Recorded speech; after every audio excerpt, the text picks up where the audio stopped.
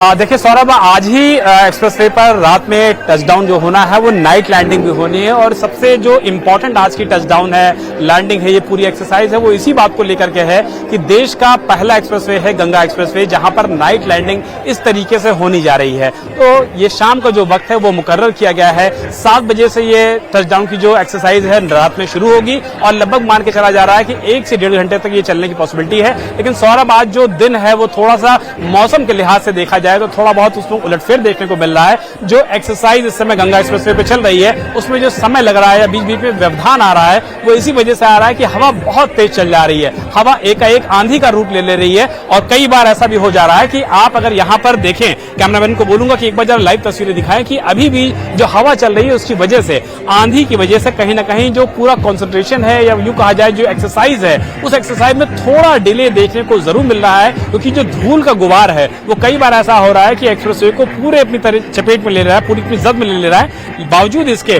आज रात में जो यहाँ पर पहली बार ये रात की लैंडिंग होगी वो ये दिखाएगी कि देश का जो पराक्रम है, वायुसेना की जो ताकत है, देश का जो कौशल है, देश का जो पराक्रम है, और पाकिस्तान हो या कोई भी मुल्क हो जो देश के लिए गलत तरीके से निगाह रखेगा, आतंकवाद को बढ़ावा देगा या यूं कहें कि अपने पिछलग्गुओं को यहाँ भेज करके किसी आतंकी गतिविधियों को अंजाम देगा, तो देश उनसे किस तरीके से निपटने के लिए सक्षम है, देश किस तरीके से मुंहतोड़ जवाब देने में सक्षम है, वायुसेना किस तरीके से तैयार है, वायुसेना की क्या तैयारियां हैं और किस तरीके से देश हालात बताएं ये समझने नॉर्मल। एक तो आप मतलब किसी एयरपोर्ट पर नहीं या एयर स्टेशन पर नहीं, बाहर लैंड कर रहे हैं, दूसरा तेज हवाएं, धूल। नहीं, देखिए ऐसा है कि जैसे कि बाकी स्पीकर ने बताया, कर्नल शैलेंद्र ने और श्रीवास्तव सर ने, कि किस प्रकार हमें कितना अवेलेबल है, कितने हजारों किलोमीटर लंबा अवेलेबल है रनवे, कहाँ गिराएगा बम, क्या करेगा, कैसे करेगा, और ये चीज़ का पता नहीं। एयर स्ट्रिप कई बार उनको मालूम होती है कि ये पता कि यहाँ पर इनका एयर स्ट्रिप है, सबको मालूम है, गूगल कर लेंगे कोई भी कि यहाँ इनके फाइटर एयरक्राफ्ट होते हैं, यहाँ पर इनकी एयरफोर्स की बेस है तो उसका इस्तेमाल कर सकते हैं। लेकिन जब ये होता है तो इससे 2-3 फायदे हैं। एक तो उनको सरप्राइज फैक्टर कि कब आएगा, कहाँ से आएगा। दूसरा, पीछे से चला, मान लीजिए नॉर्थ ईस्ट से चला, यहाँ लैंड किया, रिफ्यूल किया, आगे निकल गया, तब तक वो सोच रहे नॉर्थ ईस्ट में हम अटैक करेंगे, अटैक हो गया, वेस्ट की तरफ अटैक हो गया। तो सबसे बड़ी बात जो है ये, और तीसरी बात ये है कि अगर उन्होंने, जैसे भी आप बता रहे थे कि बॉम्बिंग की, तो हमारे पास ऑल्टरनेट, इतने बड़े ऑल्टरनेट हैं कि जिसका वो सोच भी नहीं सकते कि कहाँ का बॉम्ब गिराएगा और क्या क्या करेगा। मेरे ख्याल लगता है एयर स्ट्रिप्स के अलावा ALG हैं, ALG के अलावा ये वाला ऑप्शन है, तो हमारे पास ऑप्शन बढ़ते जा रहे हैं, विच इज गुड। सौरभ, एक बात और है कि जब आप नाइट लैंडिंग करते हैं, जैसे अभी नाइट लैंडिंग हो रही है, तो उसकी कॉम्प्लेक्सिटी बहुत बढ़ ओह यस, वेरी इंपॉर्टेंट। सो नाइट लैंडिंग फैसिलिटीज को आपको एस्टैब्लिश करना पड़ता है। इसका मतलब वो भी है, फिर आपको इमरजेंसीज के लिए भी तैयार रहना पड़ता है। इसका मतलब पैरेलल टैक्सी ट्रैक्स और जो आपके हैंगर्स होंगे उनकी भी व्यवस्था है, जो कि है। और उसके बाद जो है, आपने अभी जिक्र किया था कि एयर ट्रैफिक कंट्रोल टावर, हाँ जी, वो कहां पर है? तो मैं आपको बता दूं, air traffic control tower normally हम जो विजुलाइज करते हैं कि बहुत ऊंचा सा और बना हुआ है, उसके अलावा भी हमारे पास जो है वो ट्रैफिक कंट्रोल टावर एयरफील्ड में भी होता है। जो एयरफोर्स की एयरफील्ड्स होती हैं उसमें एक, हम उसको बोलते हैं ops time of field ATC, which is not so visible, उतनी विजिबल नहीं होती है। फिर अब यहां पर सवाल दूसरा भी आता है कि आपके पास नेविगेशन एड्स, उनकी भी तो जरूरत पड़ेगी। अभी देखिए क्या हो रहा है, जिस तरह की सरफेस विंड है अभी जो ये कह रहे हैं, तो सरफेस विंड बहुत रोल प्ले करती है एयरक्राफ्ट के लैंडिंग डायरेक्शन को चूज करने के लिए, और जब एयरक्राफ्ट लैंड करता है तो उसको रनवे पर रखने के लिए। तो सरफेस विंड के लिए आपको मेट्रोलॉजिकल डिपार्टमेंट भी वहां होगा। इसका मतलब all parts of aviation will move करेंगे उस लोकेशन पर। उनके लिए शेल्टर भी होगा और उनके लिए जगह भी होगी डेजिग्नेटेड। तो अपने आप में ये एक्सरसाइज क्या करेगी, उस चीज को पुख्ता कर देगी। और अगर ये पुख्ता करती है तब हम हर तरह से तैयार हैं। और वो sections of runway, expressways, not runways, runway word निकल रहा है, वो रनवे भी तो है, वो रनवे है, वो रनवे भी है, sections of expressways which are runways will get defined, but they are not known to enemy. लेकिन एक प्रॉपर रनवे पर सर ये भी बता दीजिए, किसी भी जहाज को लैंड करने के लिए क्या क्या एड्स जो है मौजूद रहती हैं जो यहां नहीं होती? यहां तो उसका एक छोटा रूप तो होना ही पड़ेगा। अच्छा, देखिए ऐसे ILS, यहाँ तो लाइटें भी नहीं होती, यहाँ तो वो रिफ्लेक्टर लाइट्स होती हैं। हाँ, हमें लगाना पड़ेगा। हम पहले एक जमाने में हम लोग गूजनेक्स लगाते थे, रात में जहां हमारे पास एयरफील्ड लाइटिंग नहीं होती थी, हम गूजनेक्स लगाते थे। आपको ये लाइट अप करना पड़ेगा, वर्ल्ड वॉर 2 में उसी के सहारे सारी नाइट लैंडिंग हुई है। तो वो एक एयरफील्ड लाइटिंग का। फिर एक और बात आती है, अगर ट्रांसपोर्ट एयरक्राफ्ट लैंड कर रहा है जो अरेस्टर बैरियर को एंगेज कर सकता है, या हमारा फाइटर एयरक्राफ्ट, तो अरेस्टर बैरियर्स कहां से आएंगे? उनकी भी व्यवस्था करनी पड़ती है। There are transportable arrester barriers.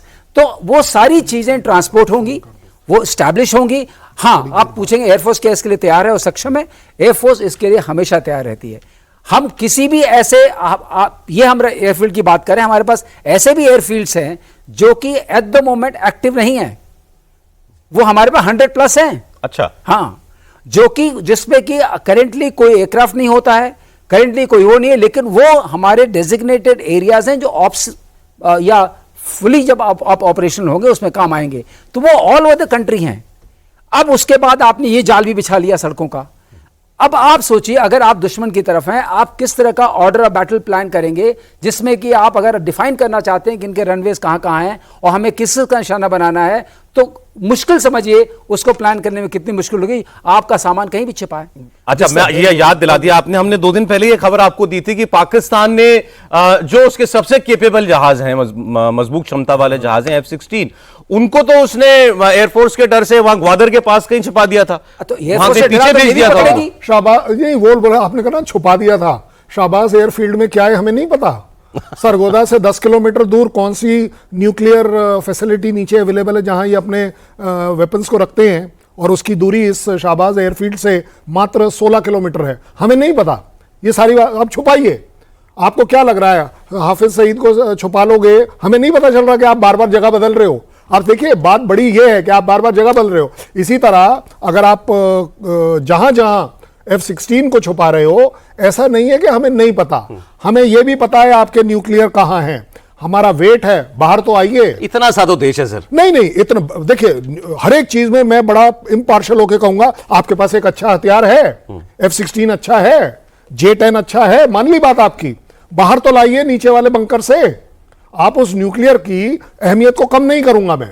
Yes, nuclear है तो न्यूक्लियर है, लेकिन वेट ये है कि वो जब बाहर आएगा तो आप मेरे तक आने का मैं इंतजार करूंगा या मैं आप तक आने का इंतजार करूंगा। सर कुछ बोल रहे थे सर, मैं फिर एक बार जरा मनीष के पास जाता हूं। जी सर।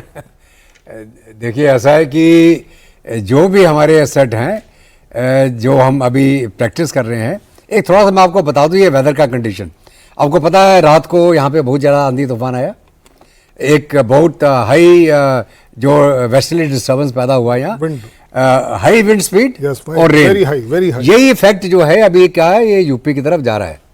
ठीक है, तो उसके कारण जो अभी वो दिल्ली एनसीआर में बहुत तेज बारिश हुई आज सुबह, तो वो है। दूसरा क्या है कि जो नाइट लैंडिंग का जो प्रॉब्लम होता है, बहुत बार मैं अपने आप ऑपरेशंस में ऐसी एयरफील्ड से ऑपरेट कर चुका हूं जहां पे night landing take off facility नहीं थी।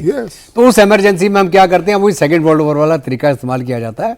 गूज लैंप लगाए जाते हैं, रनवे के एंड में गाड़ी खड़ी करके उसके हम वो फ्लैशर ऑन कर देते हैं, ताकि पायलट को पता है वो रनवे का एंड है और ये रनवे का बिगनिंग है। और उस इमरजेंसी हालत में हमने टेक ऑफ भी किया और लैंड भी किया। अब मैं ये नहीं बताऊंगा कि किस समय में था, क्या था। बड़े हवाई जहाज भी हमने उस सिचुएशन में लैंड किए। उस समय हमारे पास AN-12 वगैरह होते थे, बिल्कुल ब्लाइंड। रात को इमरजेंसी हुई, हमको ट्रुप्स को एकदम टेक ऑफ करना था, और हमने वो बेस का वो कहता है कमांडर की, sorry I don't have night flying capability. हमने कहा don't worry, we are special forces, अभी इंतजाम करते हैं। हमने फटाफट आधे घंटे में। आप स्पेशल फोर्सेस, आपको तो वो कहता कि मैं उड़ा नहीं सकता था, आप उड़ा भी लेते हैं। सर ये क्लास का ट्यूटोरियल मत चलाओ, पाकिस्तान से रिक्वेस्ट आ जाएगी कि आप अपनी लाइटें जलाइएगा, क्योंकि हम वापस नहीं जा पा रहे हैं, कम से कम इधर लैंड हो जाए। I am telling you very frankly. असल में कहने का मतलब ये है, लेकिन आज के दिन में हमारे पास पोर्टेबल सिस्टम्स हैं। यस, बिल्कुल, जनरेटर सिस्टम्स हैं। बिल्कुल, जब ये जगह को मोबिलाइज किया जाएगा तो मोबाइल ATC है, मोबाइल ATC है, जो एक गाड़ी है जिसके अंदर पूरा कम्युनिकेशन सिस्टम है, वो आगे खड़ा हो जाएगा। वहां आपके फायर फाइटिंग के जो इंतजाम है वो वहां पे लग जाएंगे। सर अगली बार आप एयरफोर्स में आएंगे, एयरफोर्स इतनी तकलीफ नहीं देगा आपको। अब एयरफोर्स बहुत आगे बढ़ चुकी है। ये सारी चीजें, ये जो आप प्रैक्टिस देख रहे हैं, ये प्रैक्टिस इसीलिए है कि ये चीजें इंस्टीट्यूशनलाइज हो चुकी है, पार्ट ऑफ सिस्टम। तो ऐसा नहीं है कि आप कोई बहादुर आदमी ही कर सकता है। इसीलिए सर आप सिविल एडमिनिस्ट्रेशन को भी मिला रहे हैं कि ये कल लाइटें लगाने की जरूरत पड़ेगी तो एयरफोर्स नहीं लेकर आएगा, आपके पास लोकली। एक बार जरा वहां ग्राउंड पर क्या चल रहा है शाहजहांपुर में, हमारे साथ विशाल हैं। जी विशाल बताएं।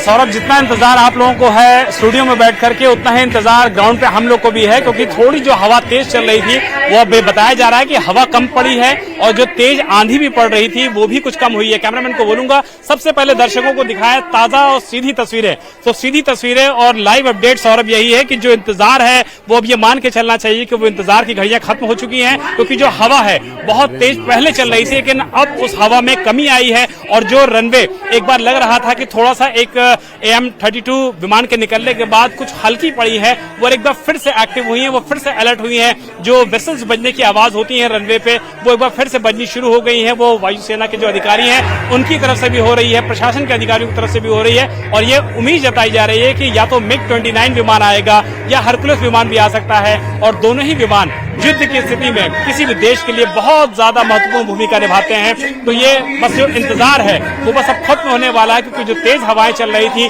जो कहीं ना कहीं इस पूरे कार्यक्रम के लिए, पूरे ड्रिल के लिए थोड़ी बहुत अड़चन जरूर थी, लेकिन वो अब अड़चन खत्म हो चुकी है। और ये माना जाना चाहिए कि अगले 1 से 2 मिनट में जो युद्ध वाले विमान है, जो फाइटर प्लेन्स है, जो देश की दक्षता को दिखाएंगे, देश के कौशल को दिखाएंगे, पराक्रम को दिखाएंगे और देश के पराक्रम की गर्जना वायु में करेंगे, वो बस शुरू ही होने वाला है। और जितना इंतजार सौरभ स्टूडियो में आप लोगों को है ग्राउंड पर रह करके, उतना इंतजार हम लोग भी लगातार उस ऐतिहासिक पल का कर रहे हैं जब टच डाउन शुरू होगा उत्तर प्रदेश के गंगा एक्सप्रेसवे के शाहजहांपुर से। सौरभ, तो गंगा एक्सप्रेसवे पर आप ये अभी एयरफोर्स की एक्सरसाइज देखेंगे।